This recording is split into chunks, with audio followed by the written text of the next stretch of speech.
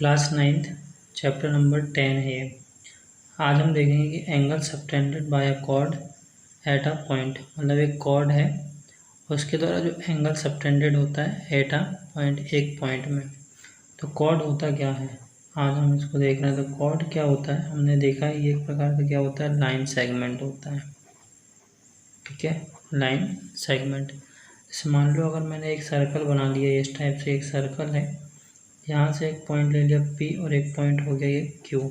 ठीक है, तो P और Q के बीच का जो डिस्टेंस होता है ये, उसको हम क्या बोलते हैं, कॉर्ड बोलते हैं।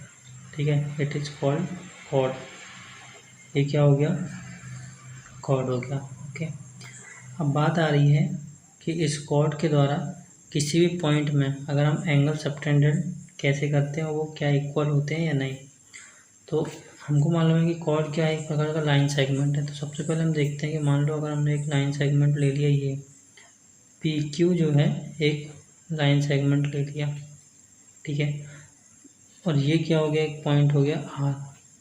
तो यहाँ से हम क्या कर रहे हैं, पी क्यू से पॉइंट आर में एक एंगल ड्रॉ कर दे रहे हैं। ठीक है, तो इस एंगल को हम क्या बोलेंगे, तो ये जो एंगल होगा इस एंगल को हम बोलेंगे एंगल पी आर क्यू।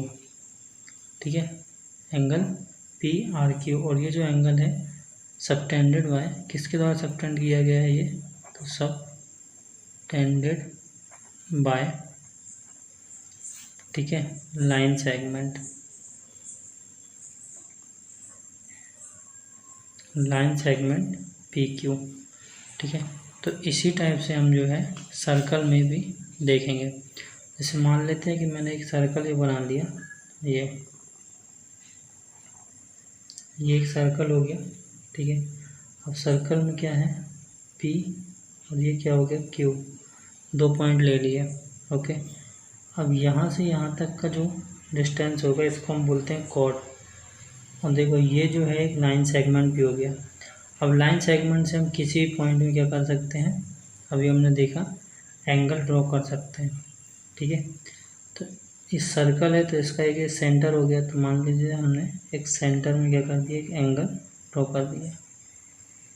ठीक है, एक एंगल ये हो गया, इस पॉइंट को हमने नाम दिया O। एक एंगल यहाँ ड्रॉ कर दिया, इसको पॉइंट को नाम दिया हमने R। तो एक ये हो गया। ठीक है, और एक पॉइंट यहाँ हमने नाम दिया S। इसमें भी हमने क्या किया, एक पॉइंट जो ड्रॉ कर दिया, एंगल ड्रॉ कर दिया। तो हम देख रहे हैं कि PQ क्या थी, एक कॉर्ड रहा। इस कॉर्ड से हमने एक एंगल सेंटर में ड्रॉ किया, उस एंगल को हम यहाँ नाम लिख देते हैं कि एंगल POQ। ठीक है, सबटेंडेड बाय एंगल POQ किसके द्वारा सबटेंडेड किया गया है, PQ।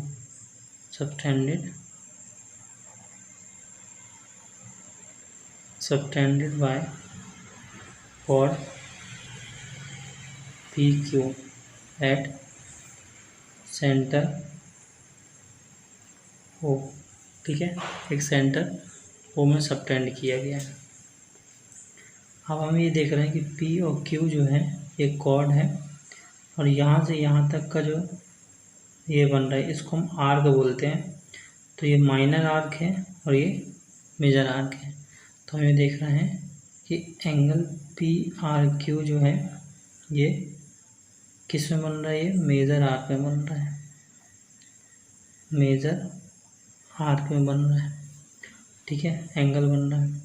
उसी टाइप से हम देख रहे हैं कि एंगल PSQ ये किस में बन रहा है, माइनर आर्क में बन रहा है।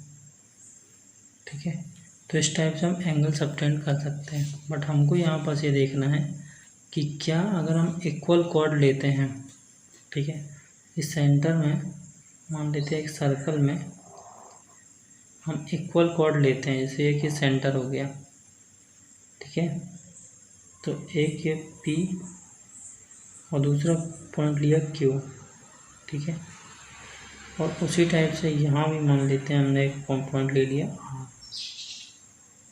ये PQ और QR दोनों की लेंथ अगर बराबर है तो इसमें और इस पॉइंट में, एक ही पॉइंट में क्या इक्वल एंगल जो सबटेंडेड होते हैं। ठीक है, है ना।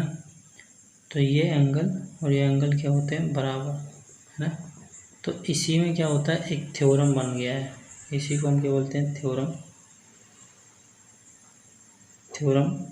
10.1 बोलते हैं कि अगर लेंथ अगर इक्वल होगी कॉर्ड की, ठीक है, तो हमको मालूम है, जैसे यहाँ समझते हैं कि मान लीजिए एक लेंथ ये है, ठीक है, ये, और इस पॉइंट में हमको एंगल ड्रॉ करना है, तो इससे हम ऐसे एंगल ड्रॉ कर सकते हैं, ठीक है।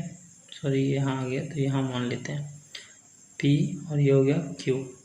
तो यहाँ अगर जितने डिग्री का एंगल बनेगा उतने ही लेंथ अगर हम यहाँ भी लेंगे और इसी पॉइंट में अगर हम ड्रॉ करेंगे ऐसे, तो उतने ही डिग्री का एंगल जो है यहाँ भी बनेगा, ठीक है। मतलब अगर एक ही पॉइंट की अगर हम बात करें तो यहाँ भी अगर हम उतने डिग्री का लाइन ले लें, उतने ही सेंटीमीटर की लाइन ले लें, तो ये क्या होगा, एक ही पॉइंट में उतने ही डिग्री का क्या करेगा, एंगल जो है ड्रॉ करेगा, ठीक है। तो उसी को हम क्या बोल देते हैं, थ्योरम 10.1 बोल देते हैं। Equal cord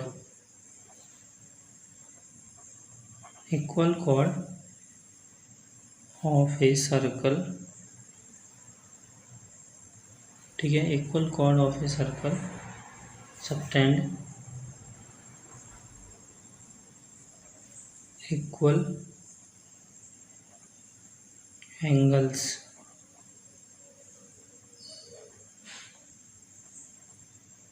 at the centre,